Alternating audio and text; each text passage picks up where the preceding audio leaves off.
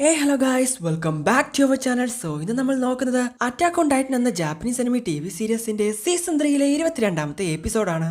So ഇതോടുകൂടി season 3 അവസാനിച്ചു. അടുത്ത് നമ്മൾ ഏത് അനിമയാണ് ചെയ്യേണ്ടതെന്ന് തീർച്ചയായും താഴെ ഒന്ന് കമന്റ് ചെയ്യുക. അപ്പോൾ സമയങ്ങളത് നേരെ എപ്പിസോഡിലോട്ട് പോകാം. എപ്പിസോഡ് നമ്മൾ കാണുന്നത് ഹിസ്റ്റോറിയുടെ മുമ്പിൽ വെച്ച് നടക്കുന്ന ആ മീറ്റിംഗ് ആണ്. ഇതിലുള്ള ഇൻഫർമേഷൻസ് എല്ലാം നമ്മൾ പുറത്തുവിട്ടാൽ മതിലിനകത്ത് വലിയ പ്രശ്നങ്ങൾ ഉണ്ടാക്കും. ഇത് മുഴുവനായിട്ടും നമുക്ക് തന്നെ അക്സെപ്റ്റ് ചെയ്യാൻ പറ്റിയിട്ടില്ല. അപ്പോൾ ജനങ്ങളുടെ കാര്യം എന്തായിരിക്കും? ഓ, റേസ് രാജാവ് ചെയ്തതുപോലെ വീണ്ടും ജനങ്ങളെ മണ്ടന്മാരാക്കണമെന്നാണോ പറയുന്നത്? ഒന്നും അറിയാത്ത കളിപ്പാട്ടങ്ങളെ പോലെ ജനങ്ങളെ കാണണമെന്നാണോ?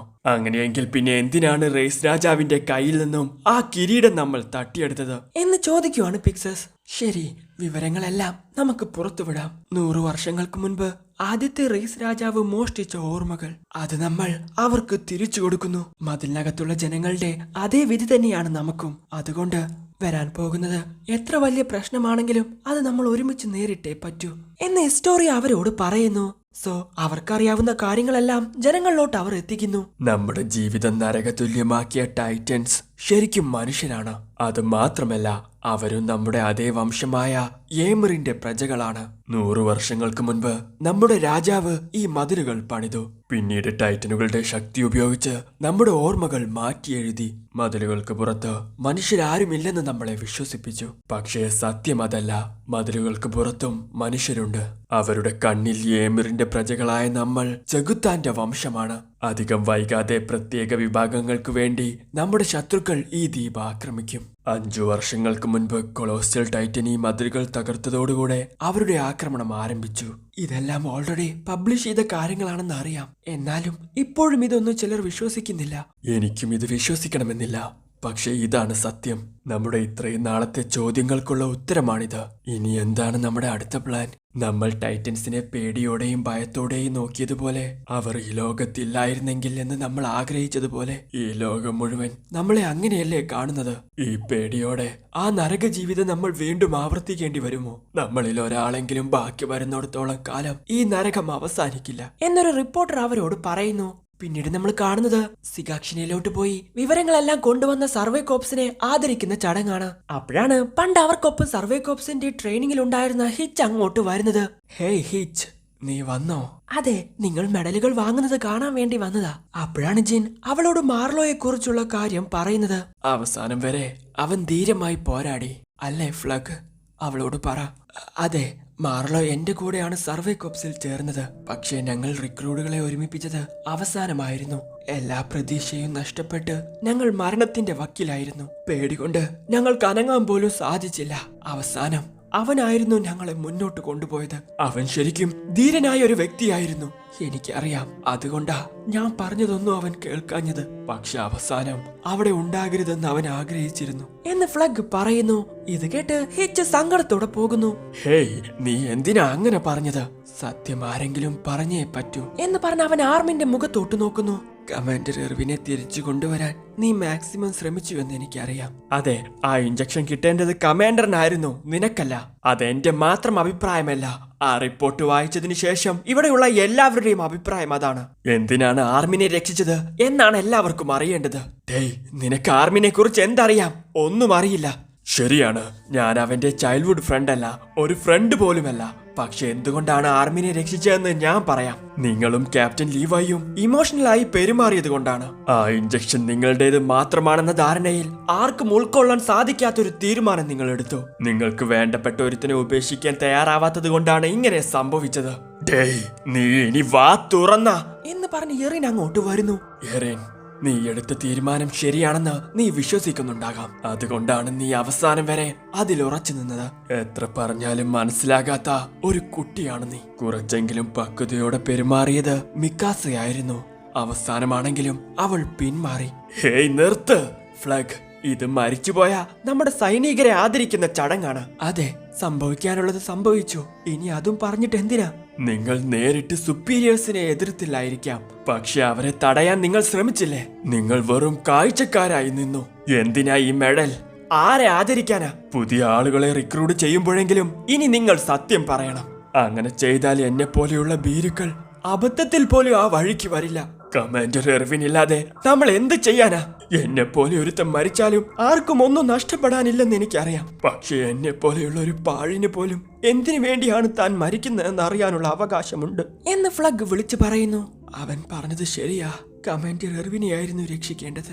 നമ്മളെ ഈ അവസ്ഥയിൽ രക്ഷിക്കാൻ എനിക്ക് പറ്റില്ല. ഹേയ്, അത് നിനക്കെങ്ങനെ അറിയാം? നിനക്കിപ്പോ ഒന്നും അറിയില്ല.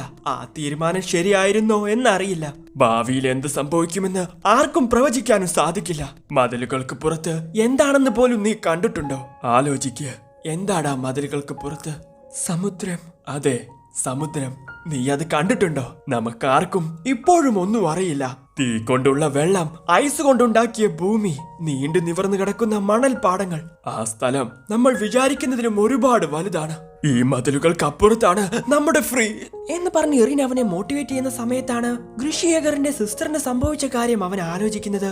സോ ശരിക്കും മതിലിന് പുറത്ത് ഫ്രീഡം ആയിരിക്കോ അല്ലയോ എന്ന് അവൻ അറിയില്ല. അപ്പോഴാണ് അവർ സംസാരിക്കുന്നതെല്ലാം കേട്ടു നിന്ന ക്യാപ്റ്റൻ ലീവായി അങ്ങോട്ട് വരുന്നത്.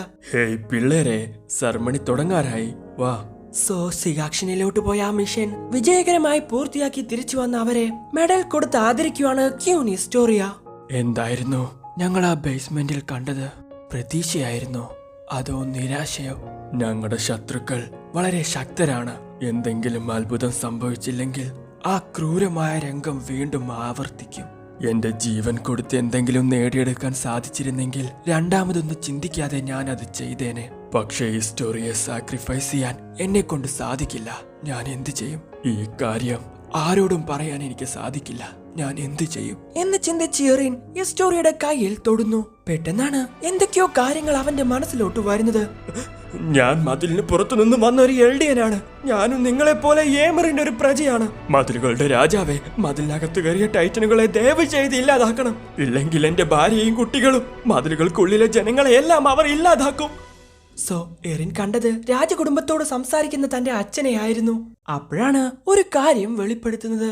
ലോകം മുഴുവൻ ചെകുത്താൻ വംശമെന്ന് മുദ്രകുത്തി വേട്ടയാടാൻ ശ്രമിക്കുന്ന ഏമറിന്റെ പ്രജകൾ തങ്ങളുടെ നിലപാടിനായി അവസാന ശ്വാസം വരെ പോരാടാൻ ഉറച്ചു കഴിഞ്ഞു. ടൈറ്റനുകളുടെ ശക്തി ഉപയോഗിച്ച് ലോകത്തെ കീഴ്പ്പെടുത്താമെന്നതിന് പകരം എല്ലാവരുമായി സംസാരിച്ച് സമാധാനപരമായി ഇത് പറഞ്ഞു തീർക്കാനാണ് ലക്ഷ്യം. ഇത് നടപ്പിലാക്കാൻ ബുദ്ധിമുട്ടാണെന്ന് തോന്നുമെങ്കിലും സമാധാനത്തിന്റെ സ്വപ്നം നടപ്പിലാക്കാൻ അവസാന ശ്വാസം വരെ ശ്രമിക്കും.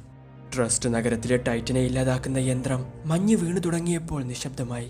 മഞ്ഞുരുകി തീർന്നപ്പോൾ വാൾ മറിയക്കകത്തെ എല്ലാ ടൈറ്റൻസിനെയും ഇല്ലാതാക്കിയെന്ന് മിലിറ്ററി പ്രഖ്യാപിച്ചു. ട്രസ്റ്റ് നഗരത്തിലെ ലിഫ്റ്റുകൾ ജനങ്ങൾക്കായി തുറന്നുകൊടുത്തു.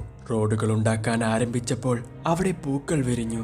ചിത്രശലഭങ്ങൾ പാറി നടന്നു. ട്രസ്റ്റ് നഗരത്തിലെ ആക്രമണം കഴിഞ്ഞ് ഒരു വർഷത്തിനു ശേഷം അഭയാർത്ഥികൾക്ക് അവസാനം സ്വന്തം വീടുകളിലോട്ട് മടങ്ങിപ്പോകാൻ അനുമതി ലഭിച്ചു. അങ്ങനെ കൊളോസ്റ്റൽ ടൈറ്റൻ ആദ്യമായി പ്രത്യക്ഷപ്പെട്ട് 6 വർഷങ്ങൾക്ക് ശേഷം സർവേ കോപ്സ് വീണ്ടും മതിലുകൾക്ക് പുറത്ത് പര്യവേഷണം ആരംഭിച്ചു.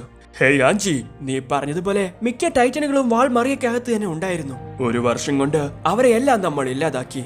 ഇനി നമുക്ക് പ്ലാൻ ചെയ്തതുപോലെ നേരെ ലക്ഷ്യത്തിലോട്ട് പോകാം എന്ന് പറഞ്ഞ് മതിലുകൾക്ക് പുറത്തൂടെ അവർ സഞ്ചരിക്കുന്നു. പെട്ടെന്നാണ് ഒരു ടൈറ്റനെ അവർ കാണുന്നത്. എന്നാൽ ആ ടൈറ്റന് വേഗത്തിൽ അനങ്ങാൻ സാധിക്കില്ലായിരുന്നു. അതിന്റെ ആ ശരീരം വെച്ച് അത്രയും ദൂരം അത് ഇഴഞ്ഞിഴഞ്ഞാണ് വന്നത്. ഇവനെ പാരഡൈസിലോട്ട് അയച്ചതാണ്.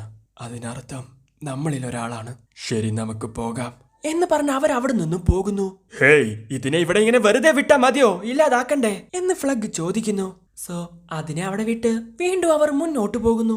അങ്ങനെ ഒരുപാട് ദൂരം സഞ്ചരിച്ച് എൽഡിയൻസിനെ എല്ലാം ടൈറ്റൻസ് ആക്കി മാറ്റുന്ന ആ സ്ഥലത്ത് അവർ എത്തുന്നു. അതിന്റെ പുറകിലൂടെ പതിയെ മുകളിലോട്ട് പോയി അവർ കാണുന്നത് ഇത്രയും കാലം അവർ കാണണമെന്ന് ആഗ്രഹിച്ചിരുന്ന ആ സമുദ്രമാണ്. അത് കണ്ട് അവർക്ക് വിശ്വസിക്കാൻ സാധിക്കുന്നില്ല. പണ്ട് മുതൽ ആർമിൻ പറഞ്ഞിരുന്ന അതേ സമുദ്രം ഇപ്പൊ അവരുടെ കൺമുന്നിലുണ്ട്. ആ വെള്ളത്തിലിറങ്ങി അത് ഒരുപാട് നേരം അവർ ആസ്വദിക്കുന്നു. അവിടെ നിന്നും കിട്ടിയ ഒരു ശംഖ് ആർമിൻ കയ്യിലെടുക്കുന്നു. അതൊന്നും അവന് വിശ്വസിക്കാൻ സാധിക്കുന്നില്ല. എറിൻ, നോക്ക്, ഞാൻ പറഞ്ഞില്ലേ, ഒരായുസ് മുഴുവൻ എടുത്താലും കച്ചവടക്കാർക്ക് വറ്റിച്ചു തീർക്കാൻ പറ്റാത്ത അത്രയും ഉപ്പുണ്ടതിൽ. ഞാൻ പറഞ്ഞതെല്ലാം സത്യമായിരുന്നു. ശരിയാണ്, ഇതൊരുപാട് വലുതാണ്. ഹേയ്, നീ എപ്പോഴും പറയാറില്ലേ മതിലുകൾക്കപ്പുറത്ത്? അതെ, ഒരു സമുദ്രമുണ്ട്. അതിനപ്പുറത്ത് സ്വാതന്ത്ര്യം. അതായിരുന്നു ഞാൻ വിശ്വസിച്ചിരുന്നത്. പക്ഷേ എനിക്ക് തെറ്റി. ഈ സമുദ്രത്തിനപ്പുറം നമ്മുടെ ശത്രുവാണ്. ഇവിടെയുള്ളതെല്ലാം അച്ഛന്റെ ഓർമ്മയിൽ കണ്ടതുപോലെ തന്നെയാണ്. പറ, അവിടെയുള്ള നമ്മുടെ ശത്രുക്കളെ എല്ലാം ഇല്ലാതാക്കിയാൽ നമ്മൾ സ്വതന്ത്രരാകുമോ എന്ന് ഇയറിൻ ചോദിക്കുന്നു. സോ അവിടെ വെച്ച് ഈ എപ്പിസോഡ് അവസാനിക്കുന്നു. എന്തായാലും നിങ്ങൾക്ക് വീഡിയോ ഇഷ്ടപ്പെടുന്ന ലൈക്ക് ചെയ്യുക, ഷെയർ ചെയ്യുക, സബ്സ്ക്രൈബ് ചെയ്യുക, തുടർന്നുള്ള ബെൽ ഐക്കൺ എനേബിൾ ചെയ്യുക. അടുത്ത എപ്പിസോഡ് അടുത്ത സമയം അതുവരേക്കും ബൈ.